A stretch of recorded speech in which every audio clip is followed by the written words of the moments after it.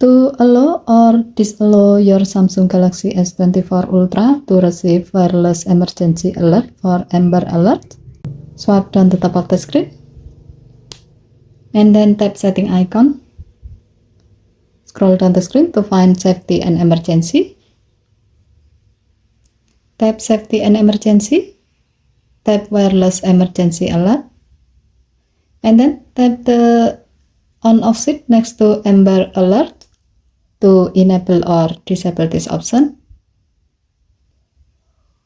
When the switch turns blue, it means that the wireless emergency alert or Amber Alert is enabled, and your phone will notify you when there's a child abduction emergency bulletin through wireless emergency alert.